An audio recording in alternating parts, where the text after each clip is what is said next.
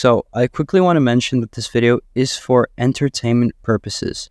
This is all my opinion. All countries have their own beautiful food and culture.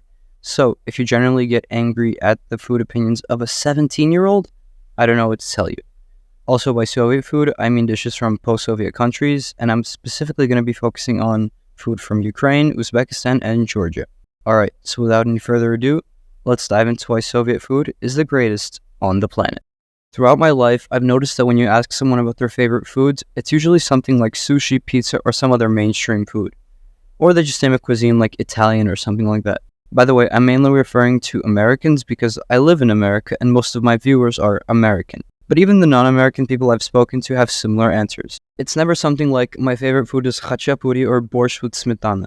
So, I'm here to change that today. I'll start off by calling out the entire country of Italy. Bro, Italians, what is your pizza? I'm aware that you guys invented it, but come on.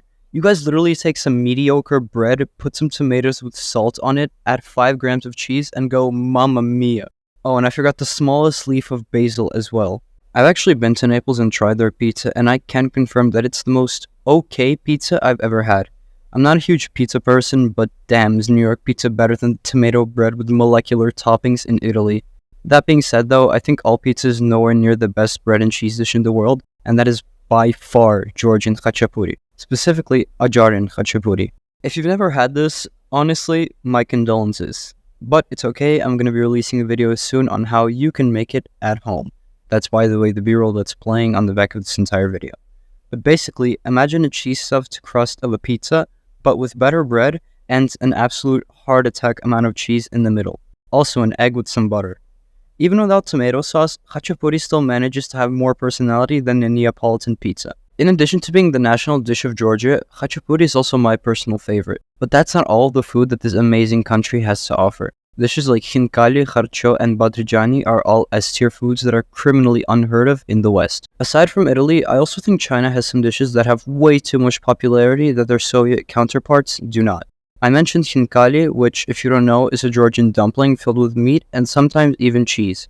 And honestly, it's crazy to even make a comparison between Khinkali and Chinese dumplings like shumai or bao buns. Because to me, Khinkali is in a completely different league.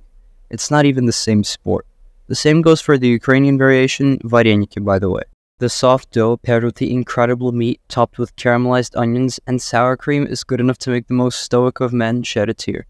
Dumplings aren't the only overhyped Chinese dish though. Fried rice has to be on top of that list.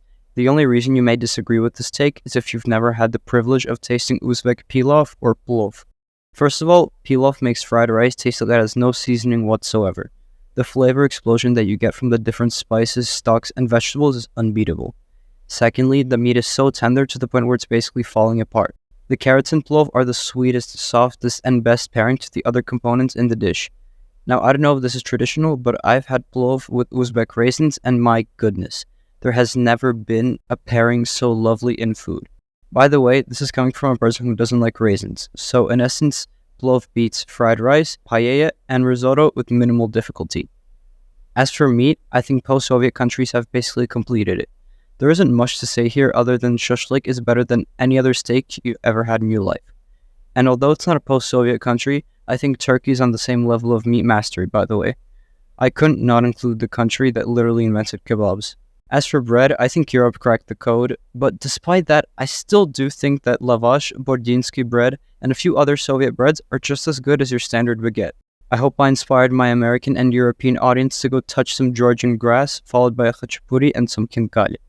That's all I have to say for now. Like and subscribe. See ya.